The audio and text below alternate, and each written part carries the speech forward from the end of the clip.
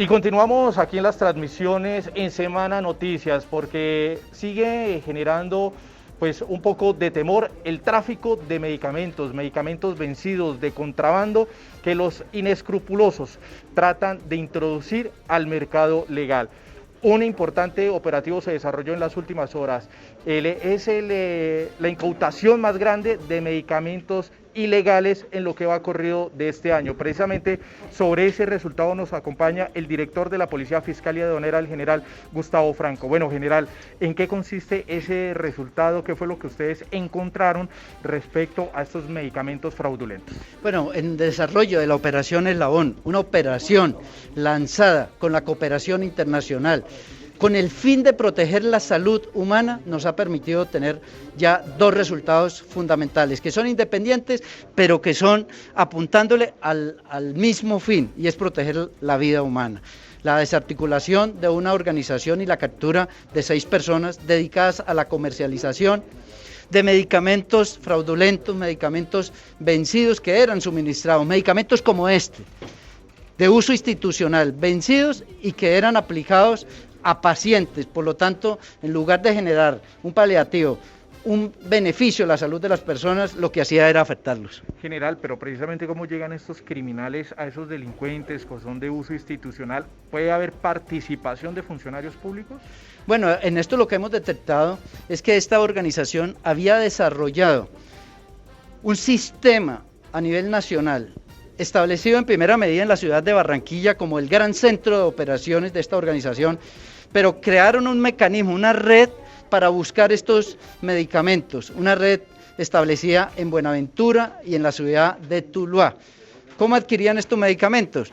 De IEPS, de EPS, medicamentos que eran de contrabando, medicamentos vencidos, medicamentos que no tenían el registro del INVIMA, inclusive medicamentos de control del Fondo Nacional de Estupefacientes, y eran llevados y distribuidos a unas droguerías para después ser vendidos o suministrados a los ciudadanos. Precisamente, ¿cómo era ese modus operandi, general, para entrar en más detalle? ¿Cómo hacían ellos? ¿Cómo llegaba también al consumidor, que al final es el que termina convirtiéndose en víctima de estos criminales? La clave de esta organización era tener el mecanismo para poder conseguir los medicamentos, y estos son medicamentos que vienen de las EPS, que pueden ser vencidos, que ya no están para el uso, y entonces les cambiaban esa fecha de vencimiento, medicamentos que posiblemente eran hurtados y los adquirían a un precio inferior, y los llevaban a las droguerías, y las droguerías los distribuían a municipios en el Chocó y en Nariño. ¿Cuántos medicamentos fueron decomisados aquí en esta operación, general?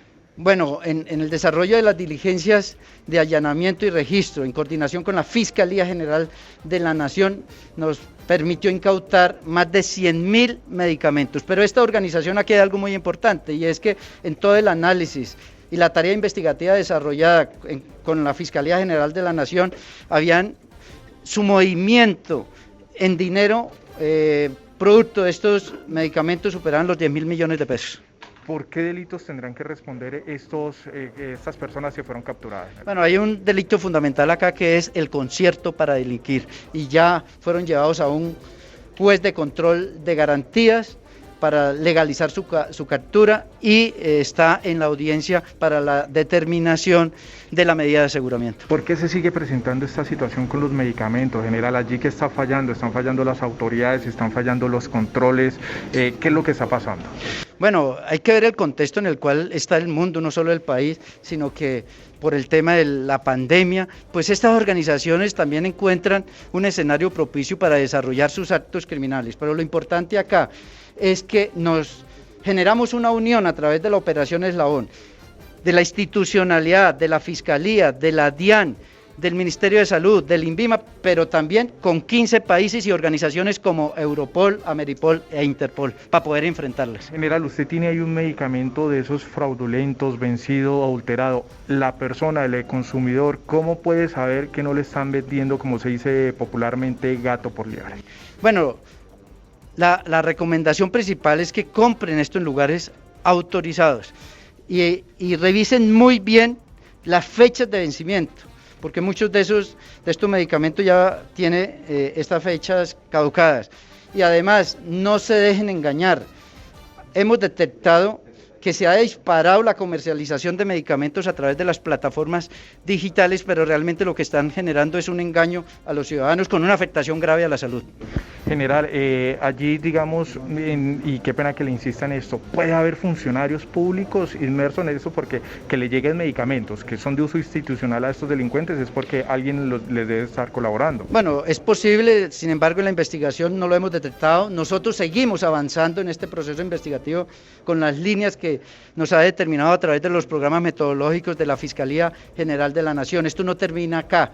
Nosotros entendemos que la pandemia no ha terminado, que estas organizaciones han entendido que hay una oportunidad para comercializar estos productos, pero como le indicaba ahora, lo importante es que hay una unión internacional, porque este es un tema global y es un tema de la vida humana. Pues General Gustavo Franco, director de la Policía Fiscal y Aduanera, gracias por estar en Semana Noticias y gracias a ustedes por estar conectados con el primer canal digital de Colombia, y no se les olvide compartir nuestras publicaciones para que siempre estén informados de lo que pasa en Colombia y el mundo.